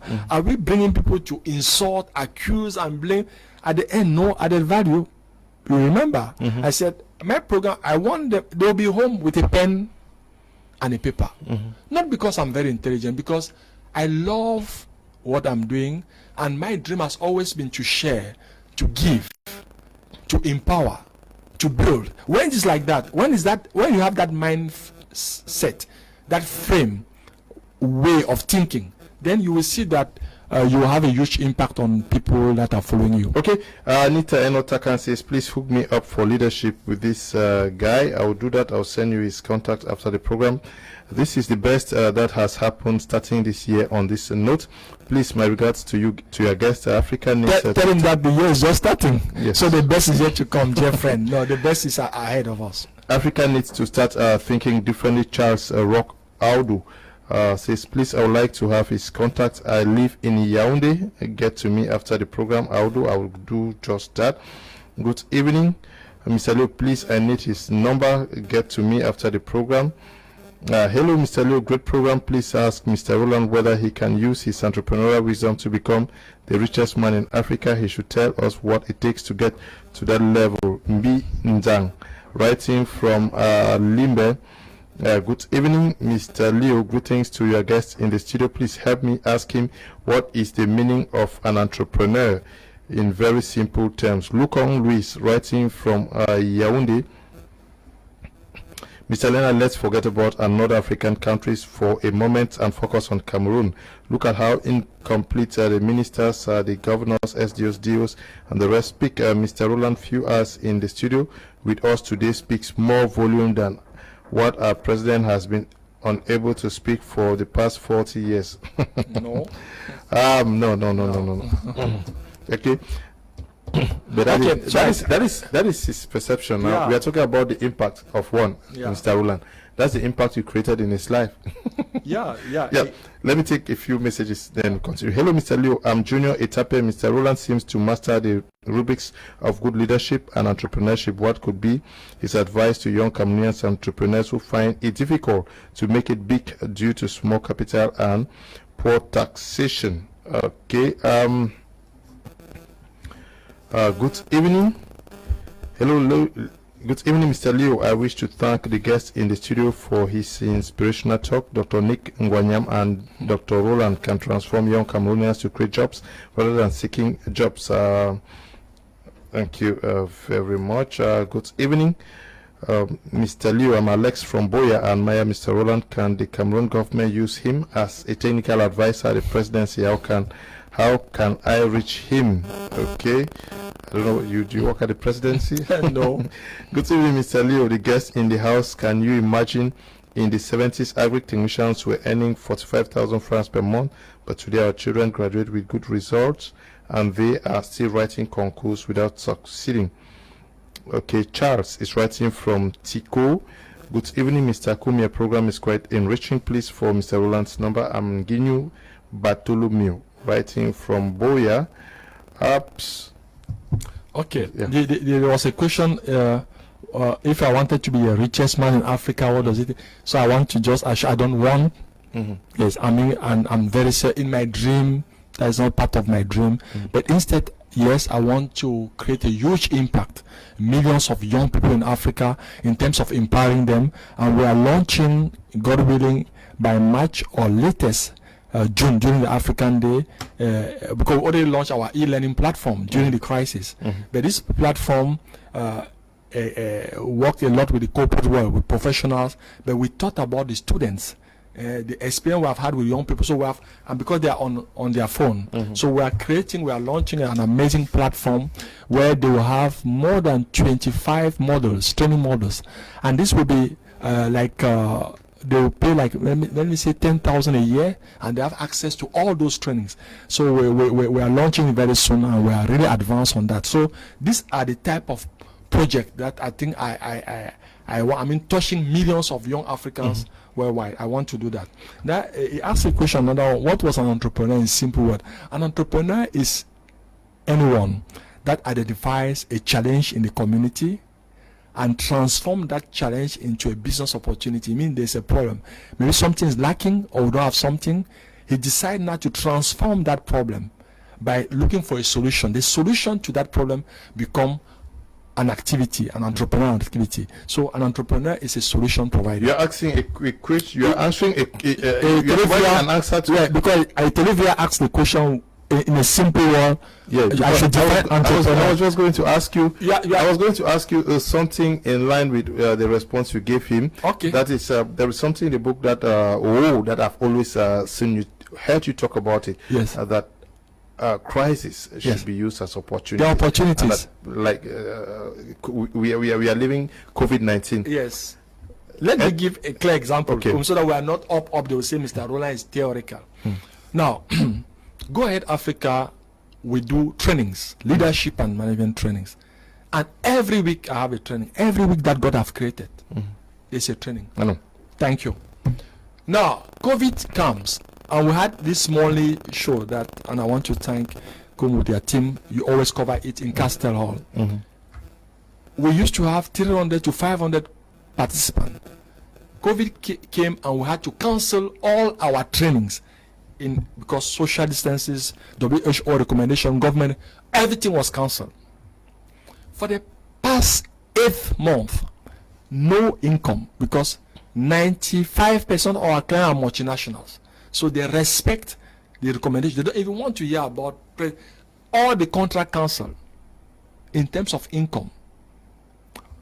When it arrived, I asked my financial director, what do you have in the coffer saving? He told us, and in terms of reserve, he told me, and we calculated, we said we could pay 5 months salary, 5 months and a half, without any activity. What I did, we called the staff, but we couldn't do the trainings again. But I want to tell you, the young staff, amazing, and give me the opportunity to die. That's why I can die for young people. They were the people telling me, Mr. Ronald, boss, we need to reinvent ourselves. Use this word. I said, yes. What do we do? Were they counting, oh, when is this COVID? They said, no, sir. We keep telling you for the past 3 years that we need to go digital. I was like, yes, we need to go. But I was like, but I had no choice. And I said, let me listen to these young people. We did our analysis, what we have called a RAI analysis, which is an analysis we do with all our clients that we help when they are in the process of transformation. Eliminate, that is E. The question was, Mr. Rob, what should we eliminate? What should we stop doing now? Because things are bad. What do we stop doing? E.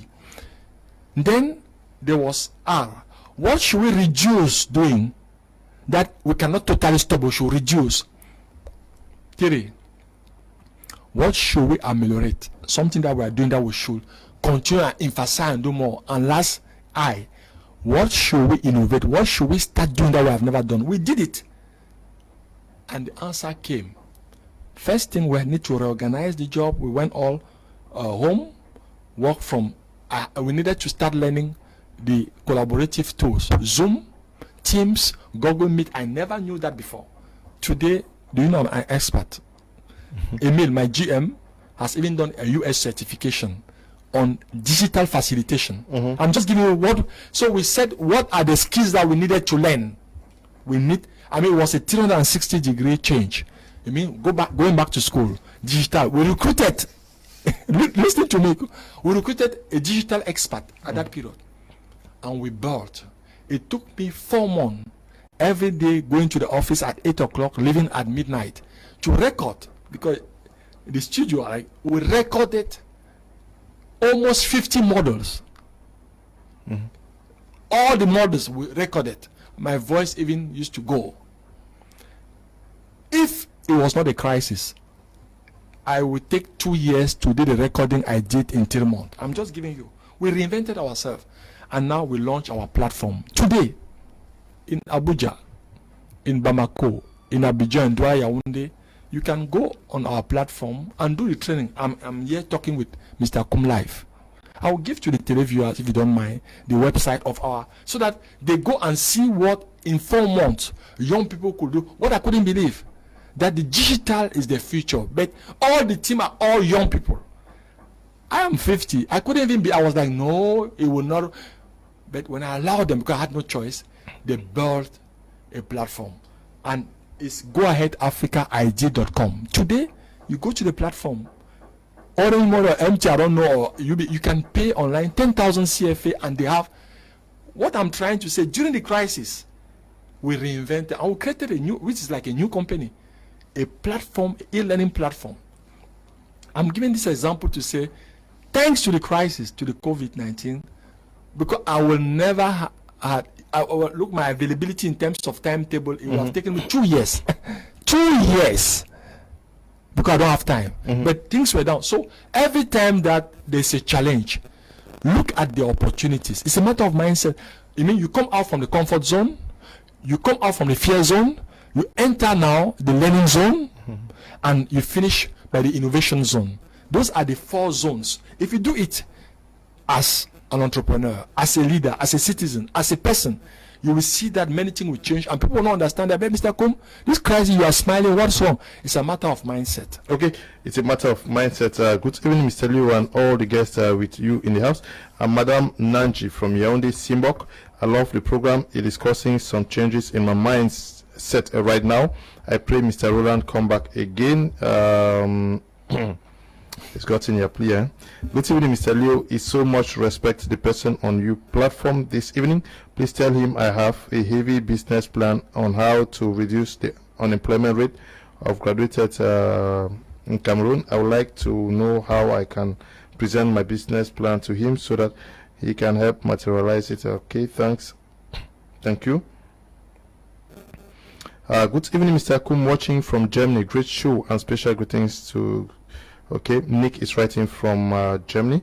Good evening to you, Nick. Good evening, Mr. Liu. I'm Elias Ndamse, writing from Kamer. Thank you for this guest. Please help me with his contact, Mr. Roland. I will do that after. Hello, Mr. Kum. Good evening, Mr. Leo. My name is Jakasin Kwebi, writing from Meta Quarters. Please, I want your guest to be my father because I have known. Please, I need his contact. Great program and a wonderful guest. Let's go professional in our trainings in Cameroon. Ebako, writing. Hello, Leo. Alois from the United States. Your guest today is simply the best. How can one get his book abroad, please? On Amazon. On Amazon. The book is on Amazon. The first book is on Amazon. French and English. Okay. On Amazon, you can get the book, please. You just give him the title, The Impact of One, the author, Roland Kmer, and you can purchase it on Amazon. Okay. Mr. Leo, I love listening to Dr. Roland. He's an inspirational speaker. Please, can I have his contact? I will send it to you after the show. I'm not yet doctor, but they keep giving me the title. Thanks for the title. Good evening. This is Ebolo Collins writing from Limbe. Mr. Roland once gave us a motivational word some time ago during a CDC recruitment exercise, and I must say when he mentioned how his mom sold puff puff to sponsor him, I melted to see what he became, and since that day I was motivated, and today with his words in my mind, I'm a teacher in Ombe and also the president of my UB department, ex-students of geography. Good evening to you. Happy New Year to you and Roland. We are watching. Good. Mr. Singer Otto. Okay, yeah. Evening to you, Mr. Singer from Boya. Good evening, Mr. Leo. Please, I need Mr. Roland's number. Please, I want him to be my mentor. I'm Elvis Elat, writing from Limbe. Good evening, Mr. Leo. Please, I would like to have Mr. Roland's number. Okay, Binta. Good evening, please. Okay. Good evening, Mr. Leo. Thanks for this program. Please, can I have his contact? Tell him thank you. So tell Mr. Roland I want to empower 100 young entrepreneurs this year, 10 from each region. Okay, thank you. Mr. Roland, you just talk so easily about your being the president of JCI. Or it's history. Yes, it's history. 11 years ago. Yes, I know, but it appears so easy the way you talk about it. It wasn't so easy to become that president. There were some challenges that you had to overcome. Tell us how, what gave you that firm belief, determination to becoming that president. Now, I have to be honest, I joined the organization a bit late because JCI is between the ages of 18 to 40. I became member, I was 31, 32, so no way for me to even think that I could become JCI president. Now, I never had as an ambition to be JCI president. Never. It was not part of my dream. But I had an amazing mentor, Ted Ayon, that has really helped me to love the organization, but to also learn. You know, leaders are learners. If they stop learning, they stop performing. And I was learning. And this year is good in trainings. So I really went for trainings. I will learn. George Mofo was a good trainer also. So I will keep. Then I had a plus, the fact that I'm bilingual, so I speak French and English was really a plus. And Ted told me, look, Roland, this is good for you. You are gifted in communication, but look at the training. It can be something nice. Then there was a great guy who came from USA, Desmond, and did the training. I said, wow. You know, most of the time you must have a role model. Someone makes you to dream. It's a show. You must, like teachers. I feel sad today to see some of the teachers that, you know, who come, especially in the university, enter a classroom and say, okay, out of the 1,000 that you are, not even 20 will graduate. You are stupid. You are coward. It's a pity. You know, teachers are a source of inspiration. That's why I spoke to you about my mathematics teacher. What I didn't say is about my university teacher, Bongamwe, who has the ISMA University. Amazing guy. He came to us the first day. He said, okay, welcome to the university where school is finished.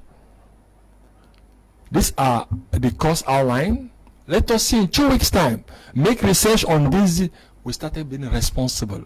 Autonomy, leadership, you know, going out, research. We met him, and it took us as friends. Not that he told us instead told us that we're great guys. Not everyone could have a concourse. I mean, look the speech, how everything changed. We were convinced that we're good because our teacher told us we're good. If he told us from day one that we're stupid, that we're coward, do you know? Because you are a role model. So I'm saying all this. We should be very careful. The power of the speech, the power of one, the impact of one. So it is important that I tell the story. When I I joined Boya Summit, was so hard. George was president in 2003 of Boya Summit because JCI had a local organization. Then had a job opportunity in Limbe. He had to relocate in Limbe. So now I was like acting president. In 2004, when I wanted to be local president, they sat, the elders and the board, that no, I shouldn't be so I should go directly to the national office. In 2004, I became national communication director. Pamela Quintamo was national president. She worked at the council now, I think she's in Limbe. Serve her, amazing. Then 2005 was elected executive vice president of JCI Cameroon. And now I had the opportunity to go to Japan for the academy, leadership academy. Great horizon. National president 2006 JCI Cameroon. That year, the president of my country, speaking to the youth 10 February 2006, cited JCI as an example. Because that year we have trained 3,000 young people on how to write business plan. I'm giving it. Then went to the next year, JCI vice president. Assigned to 10 countries. Then that year, one of the vice presidents had professional challenge and couldn't, because we're 3 vice presidents for Africa and Middle East. Each vice president had 10 countries. I finished my 10 countries, and this is my sister from Nigeria who couldn't continue her vice presidency. I did also our own vice presidencies, adding, I think that year, 16 or 17 countries in my portfolio. And I was elected recognized the most outstanding vice president during the World Congress in Antalya in Turkey. And when you are recognized as the most outstanding vice president, you are the spotlight of the Congress. It means that people say, and that's my first conversation with Mr. Taro Aso, then Minister of Foreign Affairs of Japan, told me, how old are you? And I was the MC of the gala. This gala has 5,000 delegates. Greeted me, nice word, and people told me many things will happen I never imagined. 2008, president of JCI and Africa and Middle East. 2009, executive vice president. And 2010, JCI president. Now I give you that. It's so simple to say. What it takes 15, 18 years, I did it in 7 years. It's destiny. It's not that I'm strong. I have to be very honest. And I said in my book, it's a matter of destiny. So it's not that the president of my country supporting me, embarking me, giving me his passport, and 25 million CFA. I put in the book to run my campaign. A campaign will spend almost 69 million. And I want to thank again Ted, my campaign director, Ted Eon. This is a Bayangi guy. I'm a Bamileke. This is an Anglophone and Francophone.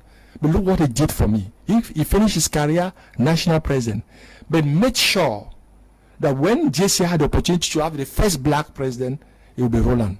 Fought for it. Could even put everything. Now, tell me. I'm so grateful to this guy. Yeah, but some persons may be watching and think that maybe your parents were some bourgeoisie. No, my father was a policeman, 1V, my mother performed me. I grew in Nubel with my grandparents, then later on in Mutengere when my father was transferred as a teacher in police college. He was a police instructor. My mother did perform beans for more than 20 years and I was selling with her. It's a true story. I come from a very humble background. Nothing was destined that I could become JCI president, nothing. But again, when God is with you, who can be against you? Okay. During your mandate, you met with some very, very great guys. Can you share with us some anecdote? I think if what you got from some of them? I always say I have three. When they ask, because I like the figure three. Maybe Father, Son, Holy Spirit. I like three. Now the Trinity and all the rest. Among all my trips, meeting world leaders, there are two categories of leaders. I said in the beginning of the program, I want it to be very clear because some of the parents or some of us so-called leaders, we do it in our community. We humiliate people. We think that, and someone asked the question, leadership is it about power, force? No, it's about persuasion. It's about convincing. It's about using your strength to bring people to buy in by inspiring. It's not about force, it's not power. Now, there were some head of state or leaders that at the end of the audience, I said it, I had the impression that I was so stupid. And some at the end, you had the impression they were very intelligent. Whereas I was still JCI president, almost the same content in terms of the conversation, the audiences between 15, 30, 45 minutes, not more. What I'm trying to say is that some leaders, when you discuss with them, they will do everything to humiliate you. When they do that, it means they have a handicap. Okay. They have a problem. They're hiding something. They are so incompetent. They are hiding something. If you see every time someone wants to press you, want to show you that you are nobody, be careful. The person is nobody. He's trying to hide something. The second category, and you see with other, they will put you up. They look, for instance, with the dilemma. He told me, look, Mr. President, I'm amazed. You are traveling around the world. I've not traveled as you, which is not true.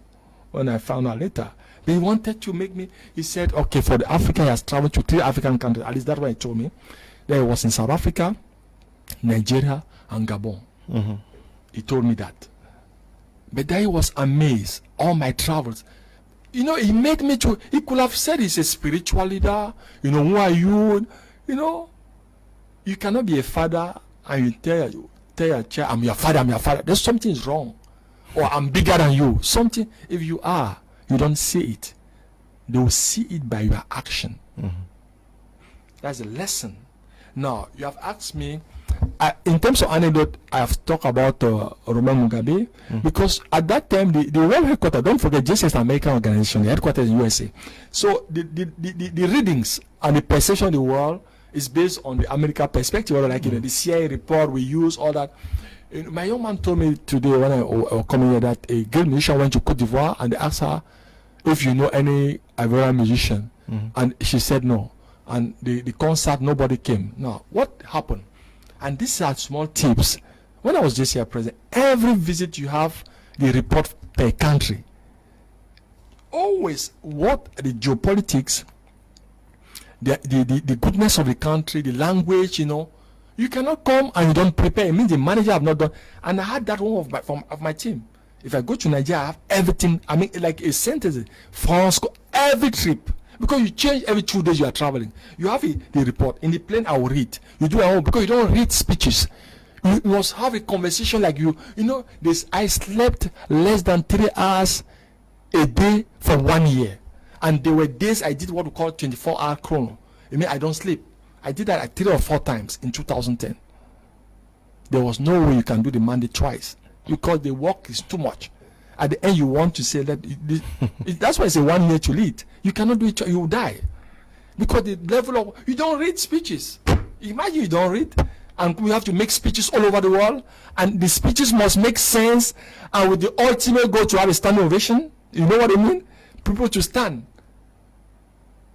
That they have paid travel to come and see the president, and there's no wow. There must be a wow. What does it mean? It means you have to do your own work. You prepared. You read. And all this, I am saying with Mugabe, it was quite helpful because even the perspective of Africans or what was happening, at least it shocked me. Ibrahim Lama was on the knowledge about the spirituality, about also the roots. You know, focus on more on what unites you than what divides you. Be proud of your history, know your history. Stop being inferiority complex. Be proud of who you are. Authenticity. Then with Pope Benedict XVI, amazing. You know, my last son, our last son, Enzo Benedict, is namesake. The joke with the son, if it was his gift, amazing. Speaking French like top level, English were like from French to English. I was like, oh my God, and all the rest. And the fact also that he gave us the opportunity to visit his private apartment with my family. At the end of that audience, I can't forget, my wife was asking me, are you sure that we have really met the Pope? And I told her, okay, it might be a fake Pope, but at least it's in the Vatican. You discovered a completely simple, humble, nice jokes and all the rest. So those are souvenirs that I think will never. 2010 is one of the best things that happened in my life. Also, the level of impact in the world, the speeches, touching young people around the world. I remember many years, even after my presidency in JCI conferences, and this I took from my father. He always told me, you have once the opportunity to make an impression. Keep loving people. Love people. And I did that. I spoke from my heart. I loved the members. And in return, they gave me the best love. Because many years after my presidency in the congresses, sometimes I can't still sit down. The pictures are too much. You know, our JCI Congress are thousands. The members will see come, Mr. President, the picture. You remember Venezuela, you remember in Paris, you remember here. And I still have some of their names. Yep. So the anecdote. What I'm saying this means you must love people. What I've called the 3H from Jesus Christ. You are not God. A leader is not God. You are a human being. You must love human. Second H, you must be so honest. Know who you are. Be truthful to yourself. And the last, be humble. Because great men and women that I've met, what their trademark is humility. It's humility, but you describe one visit as very challenging. Pakistan. Pakistan, yeah. Yes. Don't forget, you know what is happening in Pakistan. And GCI said I shouldn't. I mean, the headquarter, they plan your trips. The trips are planned as soon as the election is finished. The world trips are planned. Okay. And they said I shouldn't go to Pakistan for reason that you know. But the national president of JCI Pakistan was quite an amazing and lovely guy. Yeah, and he insisted that you come. Insisted that I went. And what happened there was that the plane crashed. I think you read it. We had to go. We landed in Karachi. Karachi is like Douala. Yeah. But the capital is Ismailabad, Yaoundé. So when we landed, the rain was terrible. But they have great pilot because they are military. Even their private companies, pilot are military pilot. So we landed, but it was tough flight. Now, the prime minister had to receive me the next day at 11 a.m. And the flight from Karachi to Ismailabad is, if I'm not wrong, 1 hour 20 minutes. Now, the evening we have a message that the prime minister will not be available and is leaving the Ismailabad, the city, for I don't know what happened. So the audience is cancelled. But the minister of youth was visiting Karachi, so everything, the program will change. Now that fly, Mr. Kum, that fly, I've even have the number again in the book, crash. There were 172 passengers. All the passengers died. And it became a different story. I mean, George Mofo knows the story because he follows CNN. And since George told my wife, they knew, some of my intimate friends had my travel plan. Even the minister at that time of External Affairs, Eyebe IC, that was so kind and nice to me. I want to thank him. They had my travel plan. Now, the crash is there. And when the crash happened, since Josh knew that I was going to, and this debate on Pakistan that I shouldn't go, I go, but I didn't follow the advices even of the headquarters for safety, security, and I went. I said I would take my responsibility. Now, when that crash happened, since they thought that it was an attentat, the telecommunication was blocked. So for the past 4 years, 4 hours, they are trying to call my phone, is not going through, and no way. And at that time is, I think, midnight in USA, 6 a.m. in Cameroon. George will come. My wife has already come back from USA and will be, and is in Boya. George comes and because I was watching and told my wife, "Are you sure, Roland? Have you talked to?" She was like, "What?" She's still in with Pijaman. What is happening? Then put the television, CNN, and now they will call the headquarters. But headquarters in USA is midnight, and they will finally get the Secretary General, will get Ariel Benson, who was at that time Executive Director, and now the alarm will go.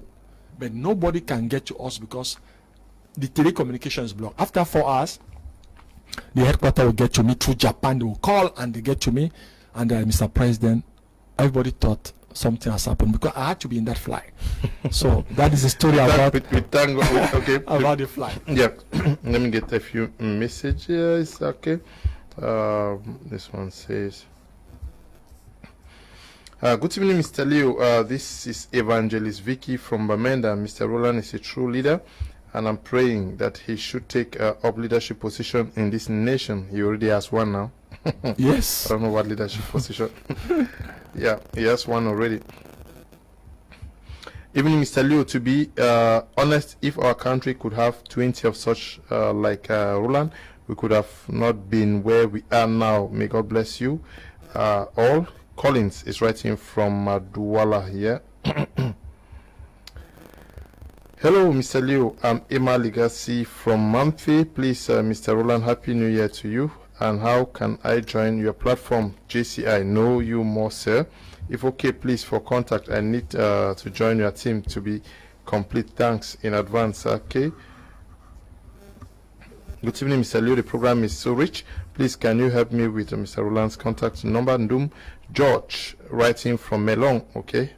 Good evening, sir. Is Ntu Nohu from Bamenda. Please, I would like to have the number of Dr. Roland so he can give me his advice. Hello, Mr. Kum. I enjoy your guest today. Please, for his contact. Roland is writing from Bamenda. Good evening, Mr. Kum. I love your program. Can I have your guest number? Bertrand is writing from Bamenda. Good evening, Mr. Leo. I'm greatly elated to have stumbled on your program today. Big shout out to Mr. Roland for through him I have mustered some inspiration for the year.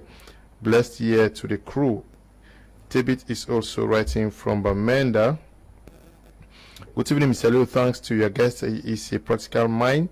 Ndi Bless writing from Bokito in Bafia. Good evening, Mr. Leo. This is Charles from Limbe. Just want to say I'm enjoying the program. Thank you, Charles. Please, we need that website address. Charles Rock is writing from Yaoundé. Mr. Kum, what would it take for us to invite Mr. Roland Kmer to South Africa, to God's own training center, for us to do an empowerment conference to encourage the youth? Regards, Vanessa Amazi writing.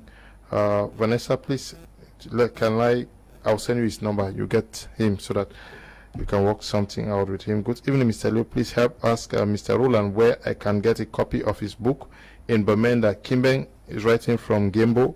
That's in Bengui. Is the book available in Bamenda? Yes, Total. Yes, one of the petrol station Total there. In Bamenda, okay. Yes. Good evening, Mr. Leo. I enjoyed the wonderful program you and your guests are offering us. Please ask your guests to help me a platform on which I can follow him up. Wilson is writing from Yaoundé. Good evening, Mr. Kum. I'm so overwhelmed with your guest. May God bless you, Mr. Roland, and the soft speaking Dr. Ngwanyamnik Ikambantui, writing from Yaoundé. Hello, sir. Good evening. We are glad for your program. Mr. Roland, just bear. I want to read some of the messages, sir. There are so many before we quit this evening. Good evening, Mr. Leo, and your guest in the house. I really admire him and wish he be my mentor. He's really a mind blower. Can he please give me his contact? Grazini, writing from Limbe. Just write to me on WhatsApp after the program. I'll send it to you. You're a wise man. Thank you. And we thank the Almighty. This one says, thank you, sir, for correcting the wrong idea of teachers who cause many technical school students not to do well in their studies. Good evening, Mr. Leo and Dr. Roland. I would love to have his number because I want him to be my mentor. Okay. Hello, Mr. Leo. I'm Emma Legacy from Amphi. Please, Mr. Roland, Happy New Year to you. You want his contact. Good evening, Mr. Leo and Mr. Roland. Please, when do we expect a rebroadcast of today's episode? Tomorrow, 1 p.m. Nice program. Bright is writing from Boya. Good evening, Mr. Leo. Thanks for teaching his treasure. Writing from Up Station. That should be in Bamenda. Oops. No, we can go through all the messages. Yes. Yeah. They have asked I think they can also follow me on Go Ahead Africa. That's the Facebook page. Okay. We also have the website www.goaheadafrica.net. Then the e-learning platform, which is where I'm really sending them, because there are a lot of trainings, more than and it is French and English. The models are there, French and English.